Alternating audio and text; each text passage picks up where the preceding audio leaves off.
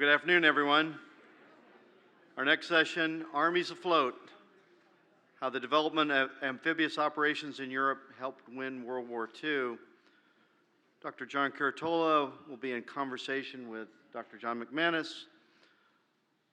John Curatola is going to discuss his latest work, which explores the evolution of Allied amphibious operations in Europe, their pivotal role in securing victory. We heard some of the concepts of that earlier. We're talking about Salerno. But from planning to execution, this discussion will highlight the innovation, the strategy, the courage that made amphibious warfare a decisive factor in the Allied victory in World War II. Now, Dr. John Curatola is the Museum Samuel Zemurray Stone Senior Historian. He joined the museum from Fort Leavenworth. Prison, the school, that's right. There's two sides there. He was on faculty. Sure you were. That's right. Now, John's a retired Marine officer who taught for the Army, that loves airplanes, that's going to write about amphibious doctrine. So we're certainly in for a treat in that, inherently joint, I think, would be a way to describe him. And then, so John Curatola will give us a kind of overview of his recent book. And then a great opportunity to listen to the discussion with John McManus and John Curatola. John McManus is the Curator's Distinguished Professor in U.S. Military History at the Missouri University of Science and Technology.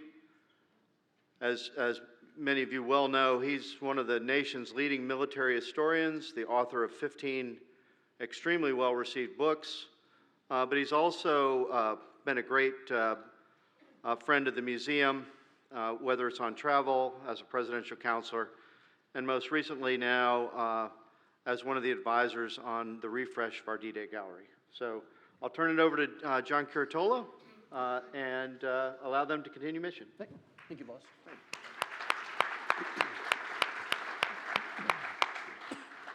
Yeah, thank you for that introduction, boss, and it's an honor to be on the stage with, of course, John McManus, one of the leading historians for the Second World War. And the big difference between John McManus and me is when he gets a royalty check, he goes on vacation. I put cheese on my cheeseburger. So that's the kind of the difference between the two authors here.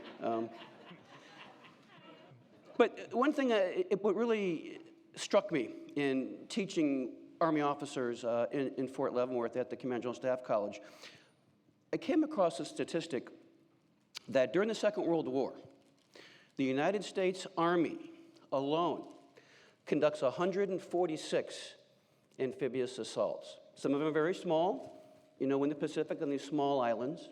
And in the European theater alone, they conduct 10 division-plus amphibious assaults just in the European theater. And the sad part for me is there's no Marines there.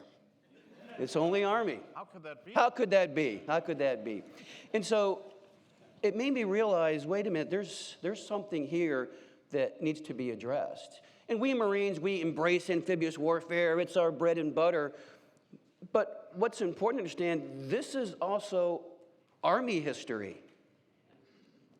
Even more so to a certain extent than the Marine Corps. And so here you have kind of my thesis question is, how did the U.S. Army, and of course, all amphibious operations are joint endeavors, Navy and the Air Force as well, how did they learn?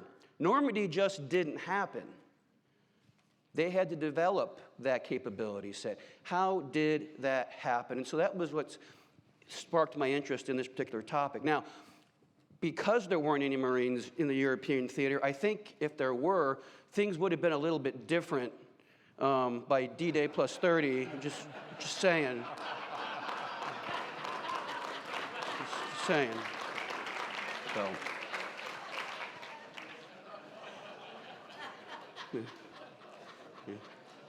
But all kidding aside, what's interesting about the European theater is that as late as 1942, the Army ain't interested. They don't want to do this. They're not even looking at this idea of forcible entry from a littoral region. Now, they did do some training exercises, and you can see here for yourself, as late as 1942. These are the internal Army reports about how their amphibious exercises went. And now we're going to have to forcibly enter Europe and North Africa with an army that doesn't want to do this. And what's interesting about it, the Navy's not too keen on this idea either. The Navy then, and I'll say now, is not interested in amphibious operations. And the best example of that I can give you is a quote from a Gator Navy sailor, and I'll read this to you. It was a scufflaw sailor was telling another shipmate of his long list of various infractions of Navy discipline. When his shipmate asked the scofflaw if he was getting a bad conduct discharge, the scofflaw replied, "Hell no, I got 15 days in the brig and ordered to amphibs." The shipmate's response was even more telling as he replied, "Gee, that's a lousy break." And so, as 1942 comes about, those two services don't want to do this. But they learn, and they develop this stuff relatively quickly at an Army and a Navy level that the Axis can't even come close to doing that kind of power projection. So let me give you a quick little tutorial about amphibious assault, the doctrine. Don't fall asleep. I'm not going to bore you with doctrine. But under the Tentative Landing Manual, the TLM, the Marine Corps frames this idea. There's 6 tenets of an amphibious assault. The first one is command relationships. Who's in charge? The commander of the landing force, the admiral, the Navy, or the Command Amphibious Task Force, the admiral, or the commander of the landing force, the Army or the Marines. Who's in charge? And these two guys have to work together for a joint endeavor with a joint goal in mind, not just a Navy mission, not just an Army mission.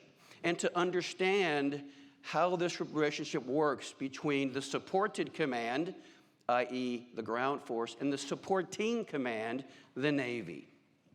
At the same time, as a U.S. Marine or a U.S. soldier, when I put my foot on dry land, I have 0 combat power ashore.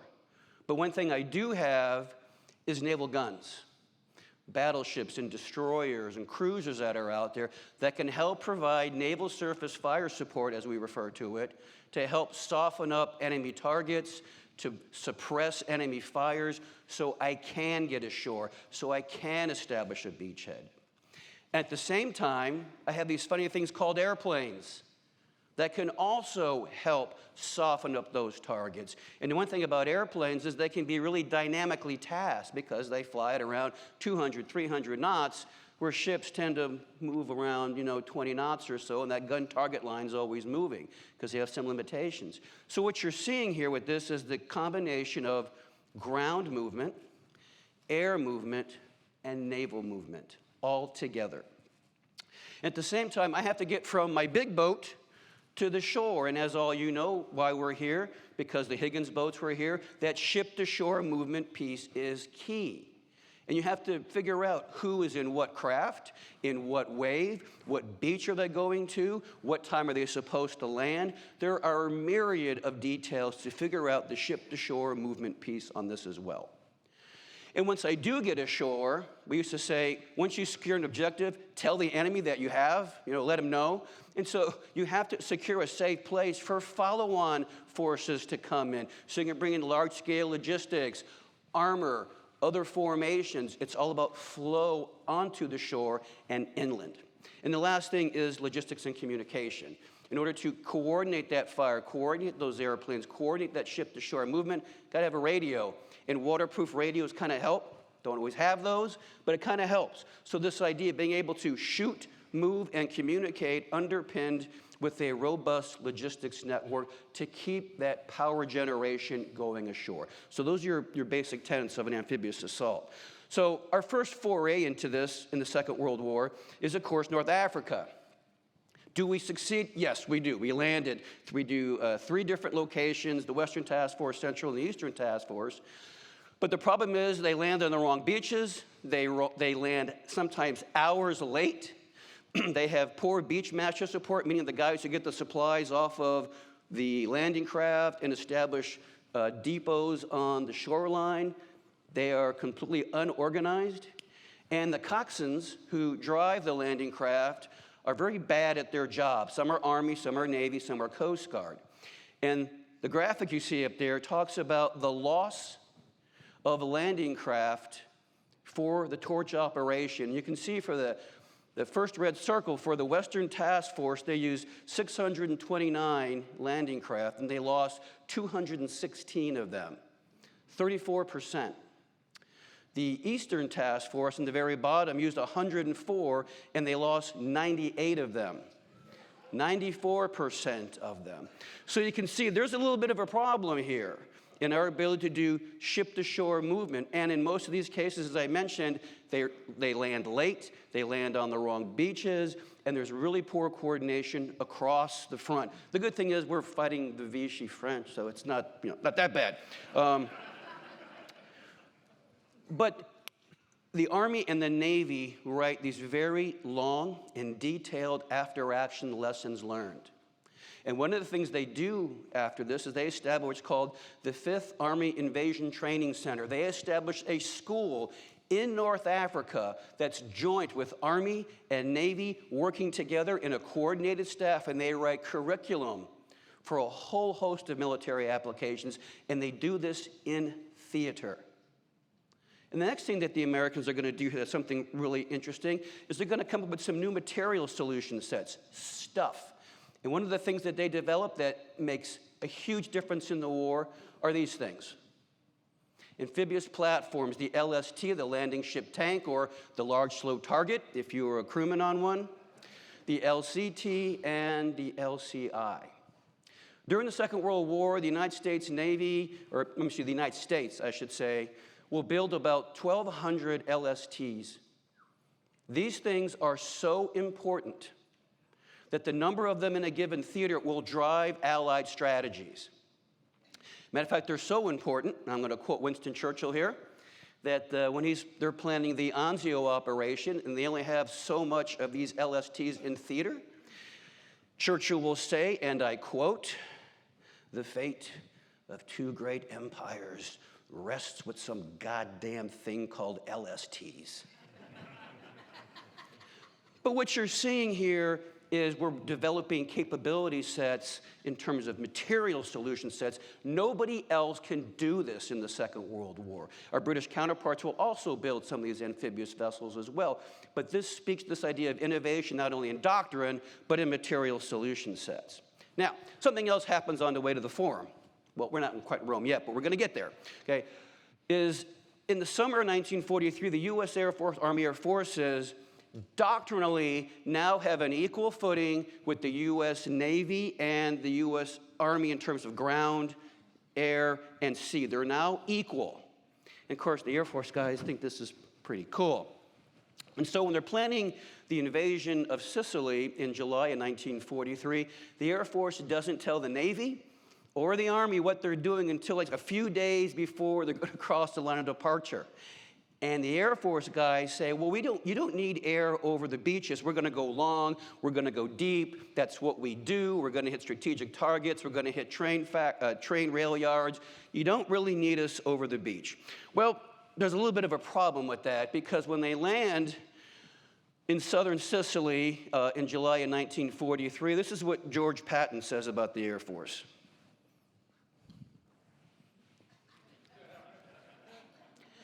During those assaults, the Luftwaffe and the Regio Aeronautica, the Italian Air Force, will conduct 89 raids over that fleet. And there's no Air Force fighters there to protect them. And as you see there, they're going to sink a couple of U.S. Navy vessels out there. The SS Robert Rohan is going to be hit on 11 July. Fortunately, all hands are able to get evacuated off of it. But there's a problem here. I don't have any air cover. And this gets even worse, because on D+1 at Gela, where the 1st Division goes ashore, there's a little bit of a problem, because the Germans are going to send a bunch of panzers down the plains of Gela, and Patton has to commit his reserve. And his reserve is going to be an airborne force that's going to come in, and they're going to fly over the Navy at night, and they're going to drop and insert right there in the plain. The problem is all the naval gunners have figured out that if anything flies over you, it's got to be German. So on that night, 144 C-47s will fly directly from North Africa to Sicily. And as they fly over the fleet, the anti-aircraft gunners think they're German, and they open up. They're going to shoot down 33 C-47s, damage 37 others, about a 16% loss rate, with 81 soldiers killed in action, 132 wounded in action, and 16 missing in action. And one C-47 pilot will say the safest place for us today was anywhere over occupied territory, not our fleet. But here's something I'd like to bring up. 2 months later, as John talked about earlier, we're going to land at Salerno. We're going to move up that boot. 2 months later, who do you think is over those beaches in the amphibious objective area? The United States Army Air Forces. This is innovation, folks, coming from the bottom up, not from the top down. They're figuring this stuff out. The same thing, and John mentioned earlier today, they have to do an airborne drop. And they're going to drop them by the Selle River. They're going to drop them at night. And what they do, they tell the Navy and the guys on the ground, don't shoot at anything after 9 o'clock. And they take a different route around the fleet. And as John pointed out, it's successful because it stops the German counterattack in the split between the British and the Americans. So they're learning. They're figuring this stuff out. Something else they come up with is an idea called a Rover Joe. What that is, it's basically a Piper Cub that's painted green. And these guys fly along the beach line with a pilot and a guy with a radio, and they're directing naval fires, helping call in naval artillery. Then when you get to Anzio, they're going to have even more of these aircraft flying around. They're going to be called horseflies. And what they're calling artillery support, ground artillery support. Then they have these pineapple aircraft that are hitting moving targets. And they're having daily discussions between the ground force, the naval force, and the air force over targets for tomorrow, potential targets, and they have quick reaction for other targets that pop up, targets of opportunity. They're figuring this stuff out. And even at Anzio, the plan is for the Air Corps to build a runway in the beachhead, and they do. And they bring in a Spitfire squadron, an American Spitfire squadron, to provide responsive air support within the amphibious objective area. Now, it gets shelled because the Germans have all that artillery and they take it off. But what you're seeing here is that they're learning. They're working together as a force. And so when we fast forward to Normandy, we're going to establish more air power over the amphibious objective area and the whole strategic campaign itself with the transportation plan.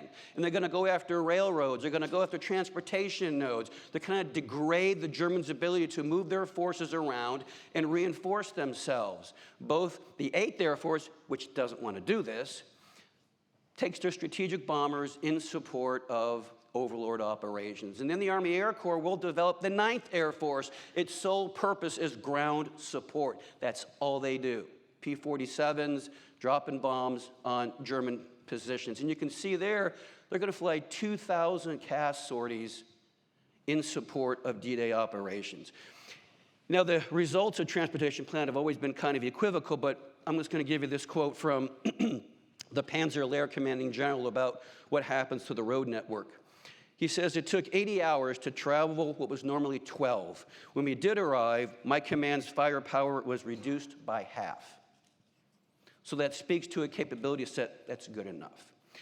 And if you don't believe me, let's take it from the guys who were fighting. Here's what Gerd von Rundstedt says on 20 June 1944.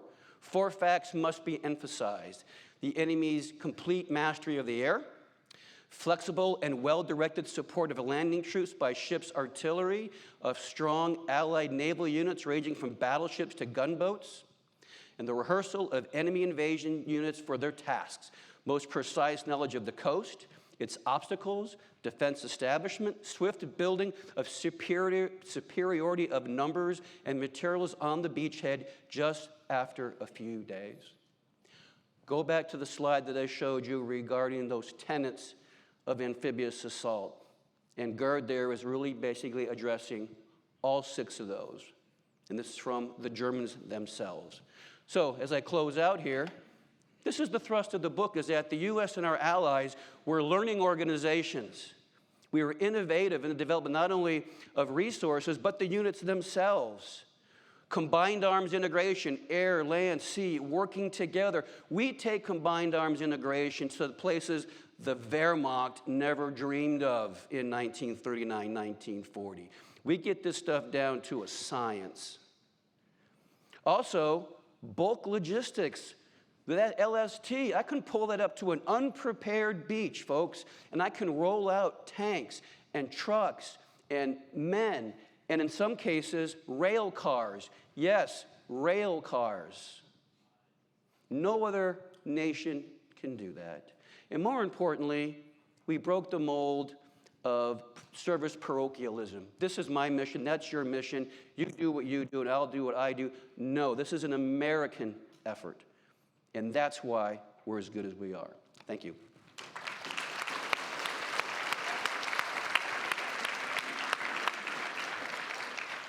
All right, good stuff, good stuff. So, the place to start, I think, in our conversation, I'm just kind of curious, what got you interested in the topic, as a whole? Was it germinating for years? Did it happen with the Eureka moment? Well, Exactly when I was teaching at the School of Advanced Military Studies, we have all the services are there, predominantly Army.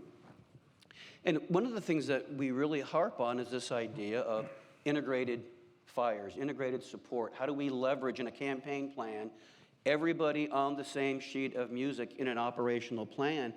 And it got me to thinking, well, Normandy is its own campaign. How did we get there? That just didn't happen. And the Marine Corps has a learning curve in the Pacific, as you well know, regarding amphibious assault. And that was our bread and butter as in the interwar years. That's what the Marine Corps wants to do. The Army wasn't interested in doing that. So how does the Army liberate continents? Whole continents. The Marine Corps is going to liberate an island here, an island there. I got that. They're going to take away my Marine card, by the way, for publishing this book. It's truly in danger. Yeah, it you is. acknowledge the Army exists. You can take away my lunch money. But that just didn't happen overnight. And what I found as I looked into it is that the Mediterranean is the classroom. That's where we learn not only how to fight the Germans, but how to work together as an integrated force.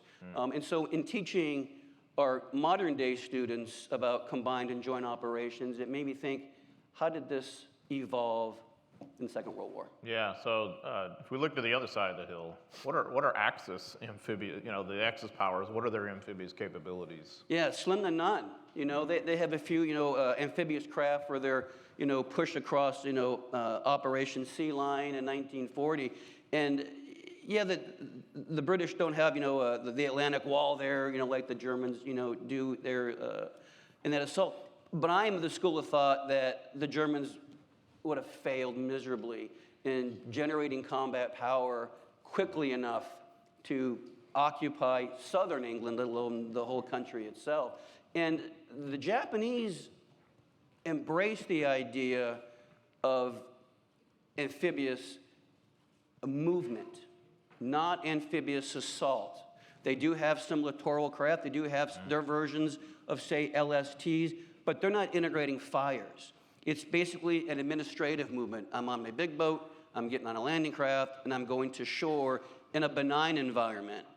We're the only ones that are going, we're going to do this in an assault, in a combat environment. And so the Japanese have amphibious movement capabilities, but not amphibious assault capabilities. And as we well know, the Japanese Army and the Japanese Navy don't work and play well together, thankfully. And so they don't have that integrated fire support plan and integration that we have. Yeah, that definitely comes into play early in the war. I mean, they're able to spread out a lot of forces around the Pacific and into the Philippines on unopposed beaches in many cases. But beyond that, it's difficult for them to sustain their forces the way they need to be. The Japanese supply situation in the Philippines, for instance, is really in crisis. We had the spring of 1942, and they're going to have to really sort of rejigger a lot of their shipping to get reinforcements there in the first place. So it's just kind of interesting to look at the different capabilities. But one of the things the book does is it's quite fascinating to take a look at some of the key figures. And there's none more so than Admiral Kent Hewitt, who you really develop. Yeah. I think he's an overlooked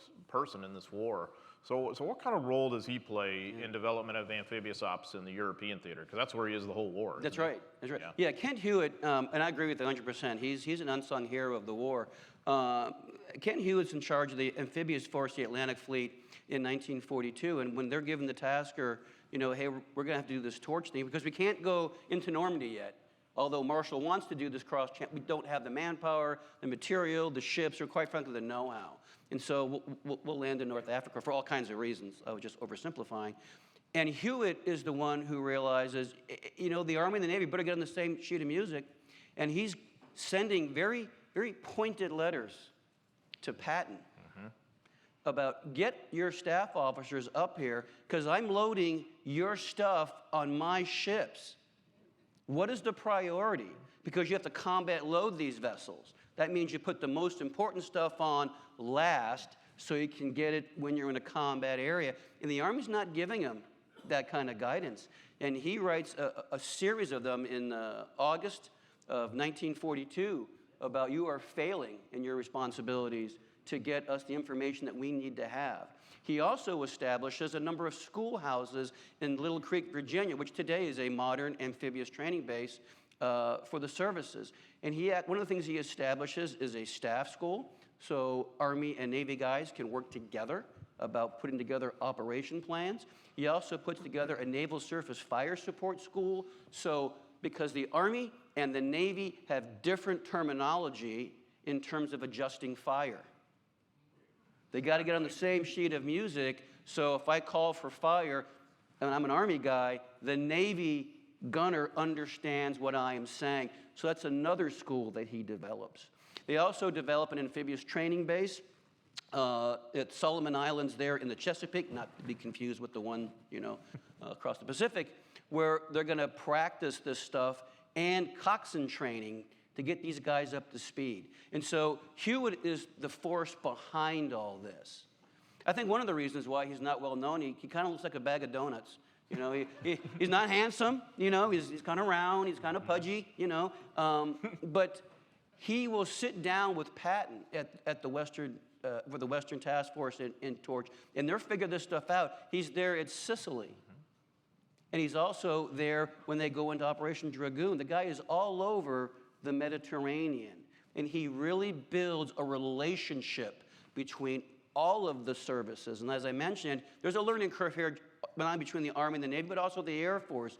And he starts putting together what we call today joint staffs, where we're all working together off of the same goal and objective for an assault. And that seems like an easy thing, but it is almost like they're speaking different languages.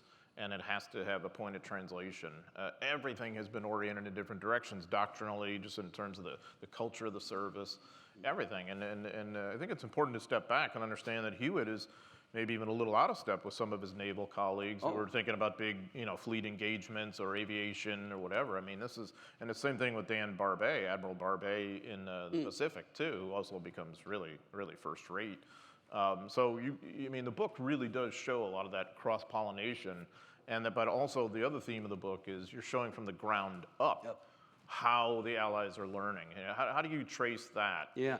What's interesting, and I think it's an important trademark or characteristic of the American fighting man, and the book is very American-centric, but our British counterparts do much of the same, so I want to give my shout-out to my friends from the UK. But what you see here is innovation, and this is what American soldiers do very well. Hey, the plan went sour. Let's try something else. And you're going to see this in almost every battle. You're going to see initiative on the part of lower-ranking officers or junior enlisted who are taking charge and coming up with new ideas. And most of this stuff is developed in theater. It's not coming top down, it's coming from the bottom up. As a matter of fact, one of the things I really found interesting was for the naval spotters in the Sicily campaign.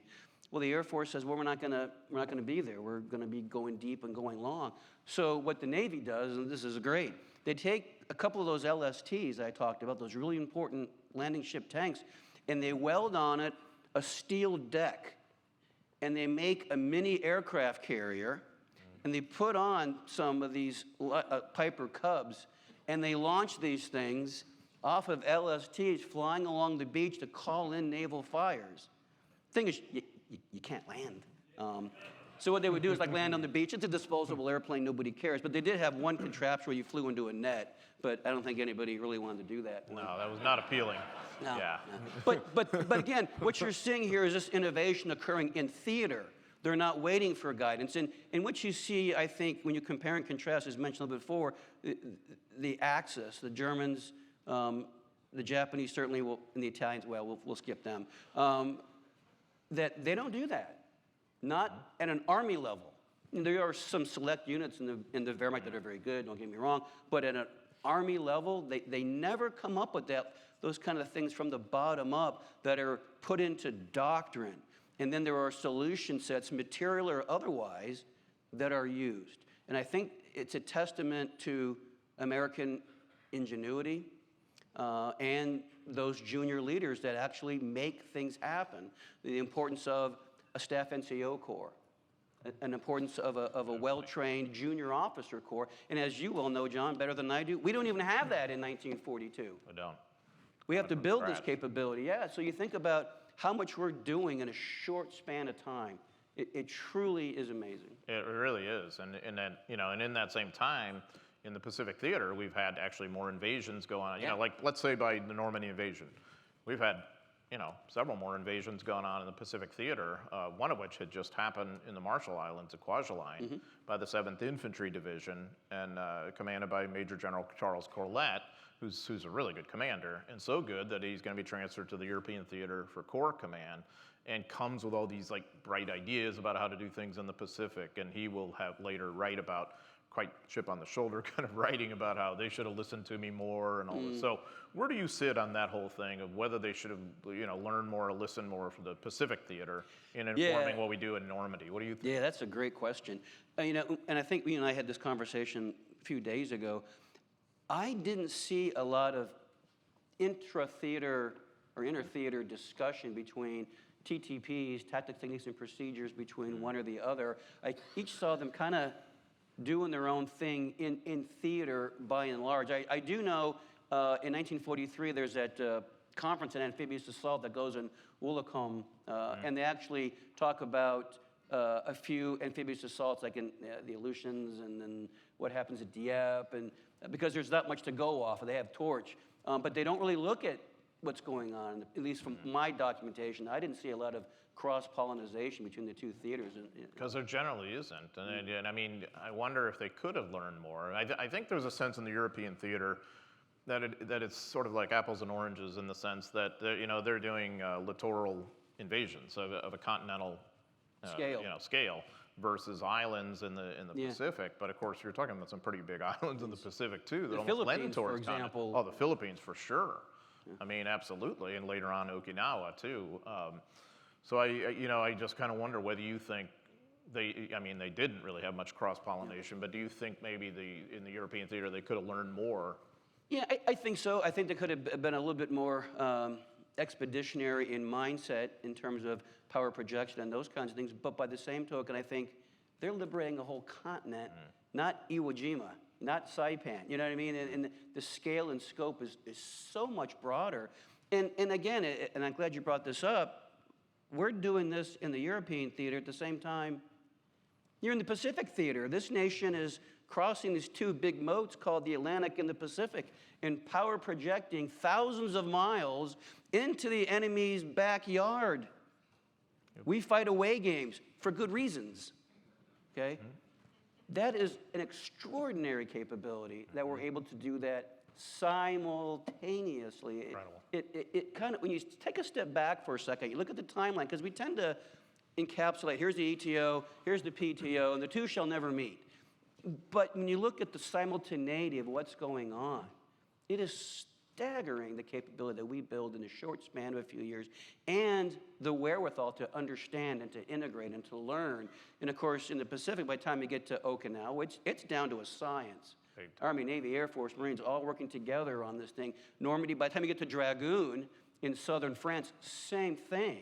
Army, Navy, Air Force, Marines are all working together on this thing. It's amazing. Yeah, I mean, by the time you get to the Dragoon chapter, this was my impression reading it, it's almost like you've got high-quality Major League professionals playing high schoolers there. I mean, Yeah. the Germans are so overmatched.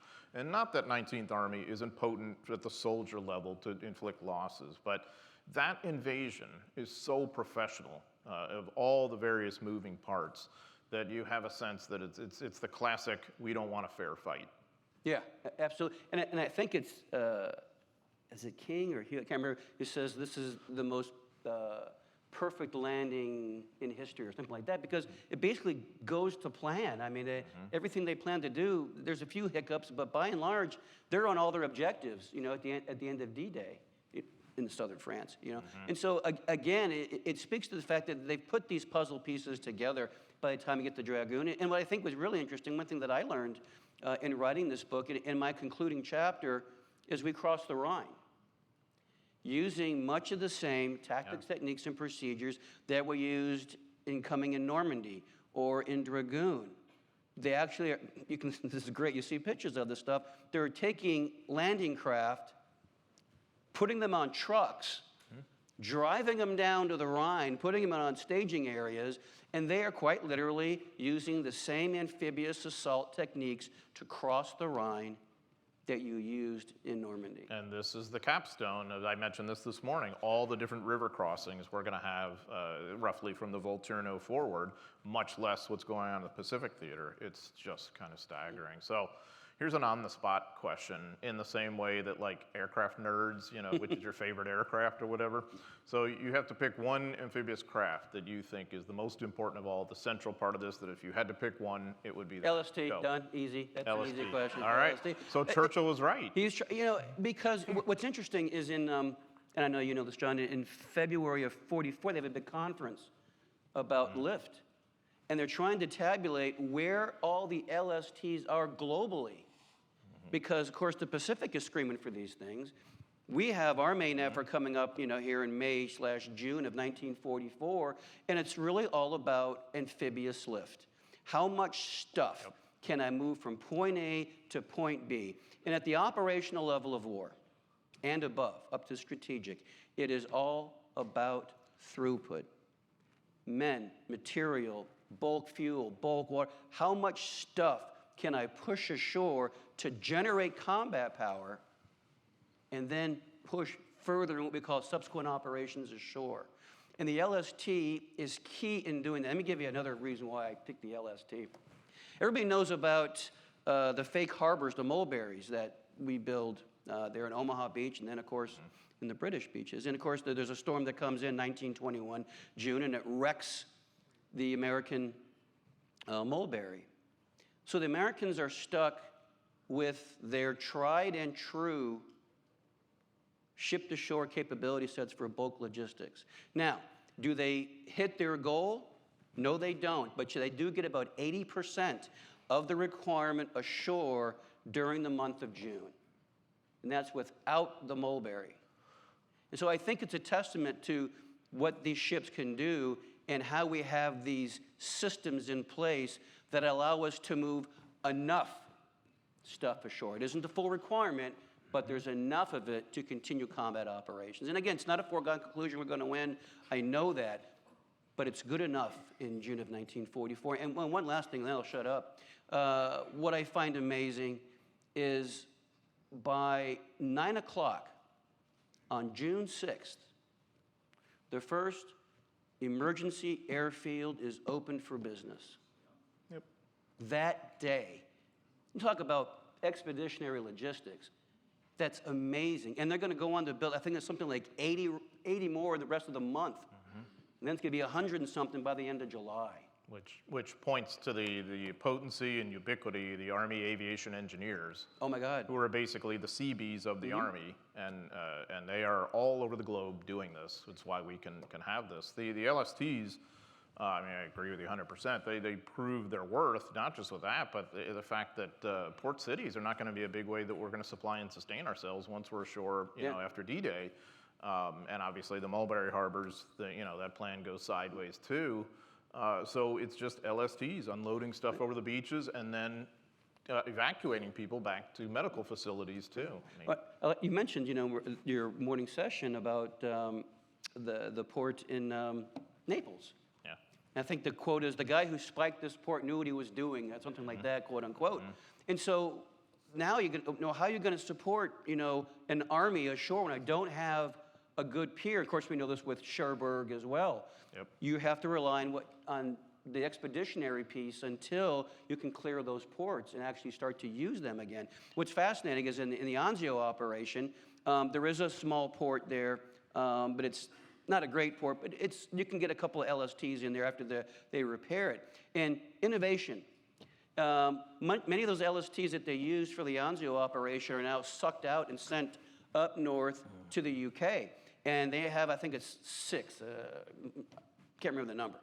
And well, how are you going to support the Anzio beachhead when there's no land route there because you went deep into the German rear area? How am I going to support this logistically? And what they come up with the idea was called the Anzio Highway. There's no highway.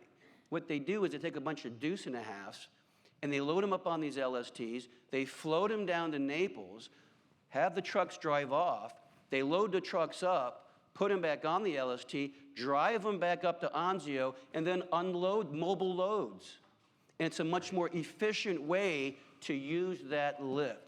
And they developed this in theater. Somebody smart guy goes, hey, let's make this easier on ourselves. And so again, it's this idea of innovation. And last point on the whole LSTs, remember the global demand for them, and we've had 2 LST disasters before all this, Exercise Tiger in April 1944 in the Atlantic, and the West Lock explosion at Pearl Harbor that takes out several LSTs that affects the Marianas campaign, and yet we still find a way to move on. The other thing that I think is so fascinating about the LSTs, most of them are built inland in America, along the river systems, not along the coast. And I noticed this in your slides earlier, LST 325 there, that's at Evansville, Indiana today. If you're ever in the area, you can visit LST 325. I highly recommend that. You'll see one of the key aspects of the Allied side in World War II. So they float them down the river and then down the Mississippi and then out the Gulf. It's an amazing feat with their shakedown cruises. Really uncomfortable to be aboard those, but you don't want to take a long cruise on an LSD, but it's an ocean-going vessel. It's an ocean-going vessel. You don't want to do that, but it is. You don't want to do it, exactly. So let's open it up for questions, and but first a hand for the great John Curatola. Thank you. Thank you very much, gentlemen. We're going to go to the back to your right, please. Excellent discussion, gentlemen. Hey, Ben. Hi, guys. The whole time you were talking, I was thinking about the revolts of the Admiral, the revolt of the Admirals in 1949. Considering everything that you just talked about, why did the Army turn its back on amphibious operations after the war? Yeah, there's an obscure author who wrote a book about that. It would be me, by the way, on the revolt of the Admirals. Like I said, cheese on my cheeseburger. At any rate, because I think what happens, America does not have this tradition at that time of large standing armies. We don't like them. They're expensive. They're a waste of resources. We have manpower that needs to be doing other things like being in factories and in supporting the economy. And going back to our revolutionary roots, that large armies are a threat to democracies. And so, in the fine American tradition, after the Civil War, after the First World War, and of course after the Second World War, we downsize. And of course, anytime you downsize, you have to cut capability sets. And something else happened in 1945 that changed what we thought was the nature of warfare. Atomic weapons. We're not going to be doing that amphibious assault stuff anymore. As a matter of fact, the Marine Corps, again, post-war, has to fight for its mission again, because we're not doing that anymore. And Harry Truman, to quote him, says, the Marine Corps is nothing but a bitched-up army talking sailor lingo.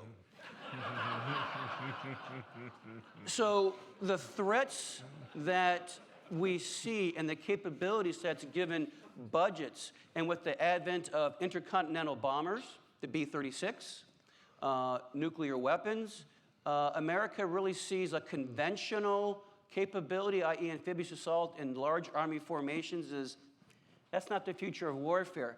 Then something happens called Korea, right? And then Vietnam, and we realize, okay, you can't put your eggs in the nuclear basket. And this is one of the things, the Navy is really upset about, because the Air Force wants to be the force of choice in the post-war world, and the Navy is complaining, well, we have carriers, and we can deliver atomic weapons too. And when Lewis Johnson, the Secretary of Defense, he cancels the USS United States without consulting the Navy, yeah, they get a little bit upset. And Truman's a fiscal conservative at this time. And what's amazing is that after the Soviets launched their Joe 1 atomic weapon a couple years ahead of schedule, within one fiscal year, the American defense budget goes from $14 billion to $50 billion in 1 year. And it starts this standing large American army, which is not our tradition previous to that. Hope that answers your question, Ben. Next question's to your left towards the front with Connie. Great talk. I have two questions. First off, regarding the note you had on there, like April 42, they know they don't have capability. How is Marshall thinking Roundup's supposed to work? That's thing number one. And thing number two, from the Marine Corps history, Archer Vandegrift and Turner had this argument, who's in charge? Yep. And Turner's like, well, I don't care your division, you're just troops on the ship that we're throwing on the shore. Yeah. How do they not have that argument? I understand it evolves in the Atlantic, but how do they not have that argument years before? Because the doctrine's there. Yeah, it's a great question. The first question regarding the cross-channel invasion in 40, that was really more of an emergency plan if they had to do that. The Americans are keen for this cross-channel invasion because it's the most direct route.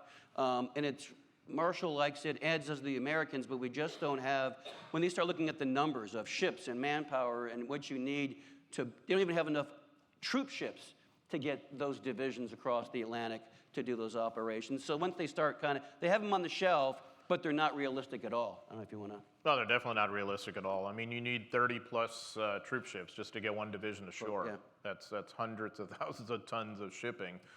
Those are APAs, and then not much less the landing craft too, that we don't have. Yeah, there's a huge. So what's his plan? His plan is that it's going to be just this sort of catch can sort of makeshift throw people ashore in France to take pressure off the Soviets thing. And I think it would have been a DF concept. in the same.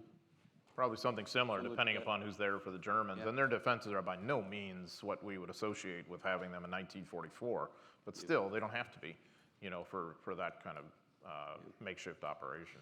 And to your second question about the relationship, it's written in doctrine, but of course, people matter, relationships matter, cooperation and understanding matters. And the argument that I would make here is throughout the war, the commander of the landing force and the commander of the amphibious task force, whoever it is, they develop that inherent trust and relationship, but what I refer to as handshake con. That, hey, we're going to do this together. Not just a Navy mission, not just an Army mission, but a joint mission. And they develop that over time. And again, it has to be grown. It has to be developed, this mutual trust between the services. And we do. And we do. And it's that way today. It's that way today. To your right in the back, please. John, in your trilogy on the Army in the Pacific, you bring out something I didn't fully appreciate, is how many amphibious landings the Army was doing in the Pacific. And at Okinawa, there was this fierce debate about whether or not to do an end run and do an amphibious landing there. Could you address why it wasn't done that way in view of the capabilities of the Army? Right. So yeah, I mean, the Army, of course, by the time of Okinawa, I mean, you talk about experience in amphibious operations. I mean, absolutely. So the deal with that, of course, is this is happening under the umbrella of the 10th Army under Lieutenant General Simon Bolivar Buckner Jr. He's the overall commander, an Army officer. And you're getting deep into the Shuri line, and it's really bogging down as just a horrible meat grinder that you're going to have on Okinawa. And so there were some, sort of on 10th Army staff, but also some among the division commanders, both Army and Marine, and also the naval commanders who were thinking about the possibility of an outflanking amphibious invasion, like on the southern coast of Okinawa, I think at Minatoga, and I may be mispronouncing that, I'm sorry. But Nimitz kind of, mulls this point over with Buckner. Buckner studies it with his staff, and then ultimately Buckner chooses not to do it, and has been criticized to this day about it. He will say, I think quite revealingly and distressingly, I don't want to end up in another Anzio situation.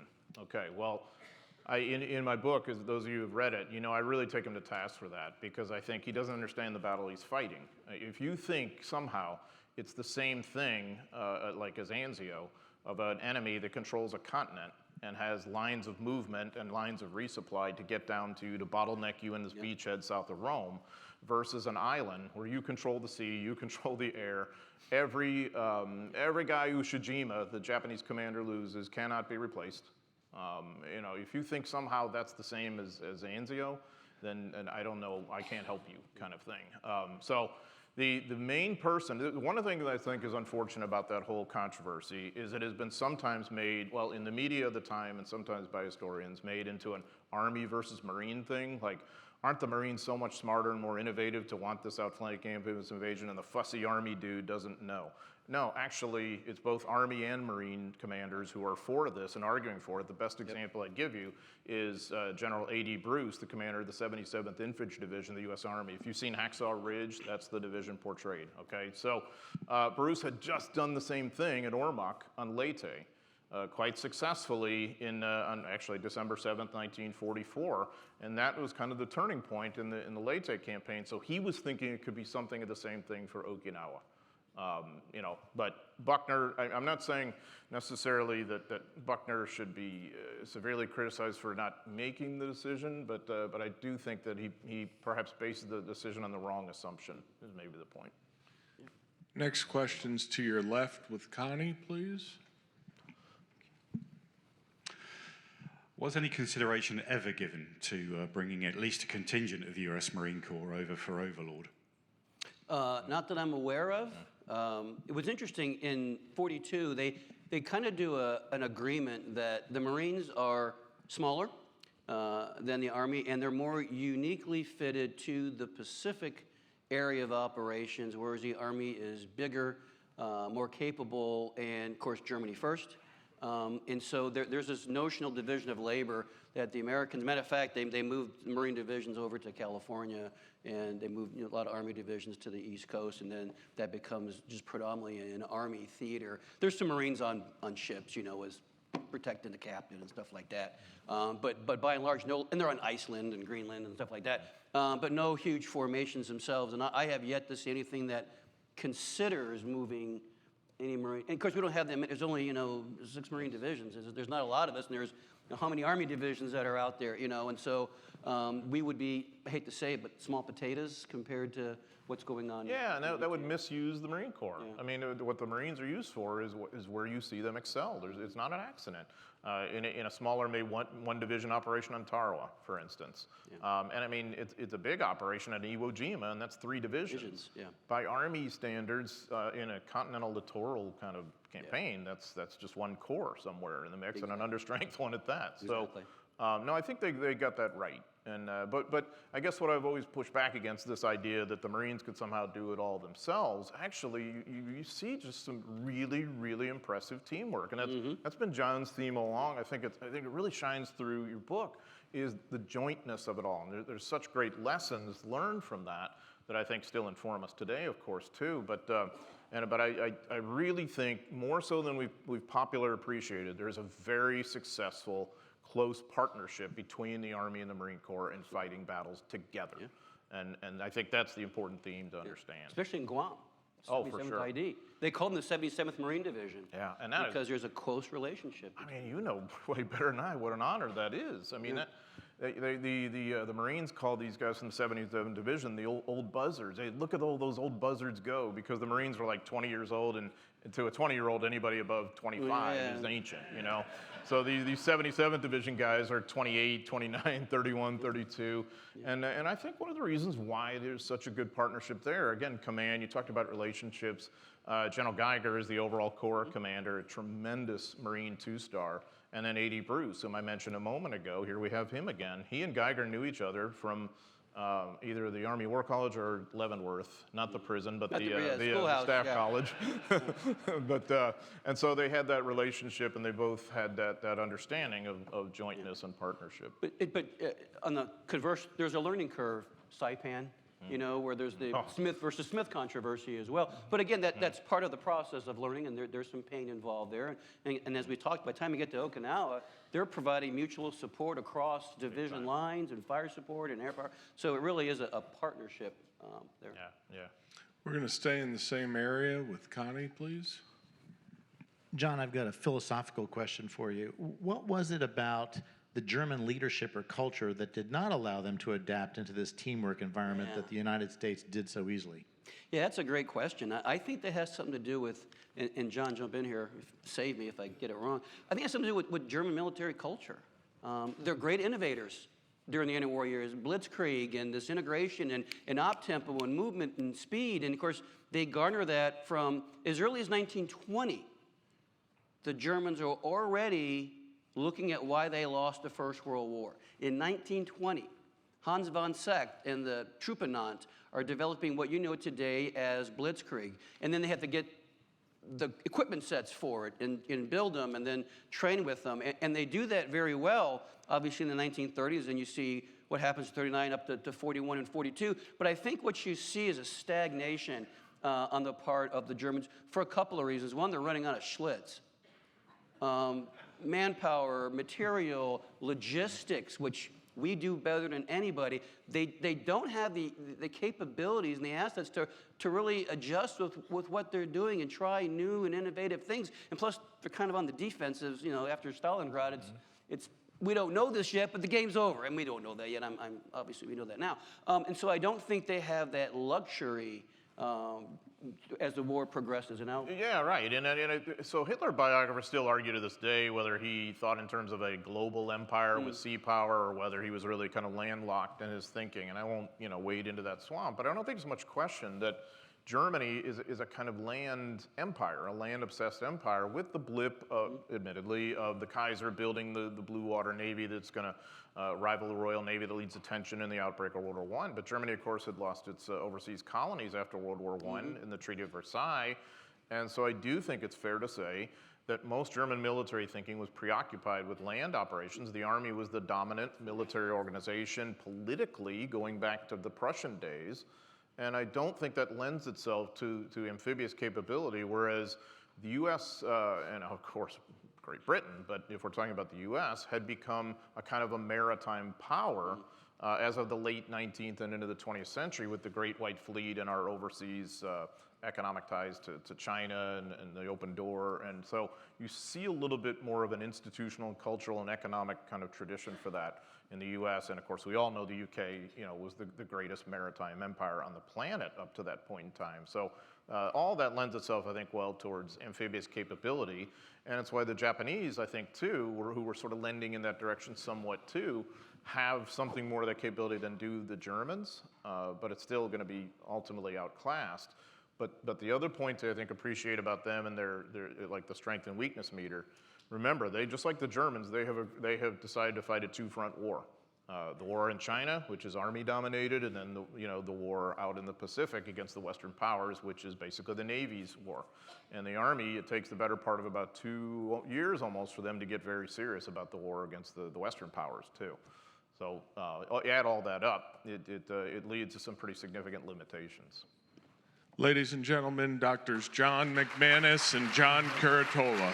Thank you, sir. Great, man. Great. Thank you, gentlemen. They'll both be outside at the book signing table, and I also highly recommend you check out which tours both of these gentlemen will be a part of with our educational travel programs. Be back at 2:15 for our next session, Fields of Glory, Football in World War II. Thank you.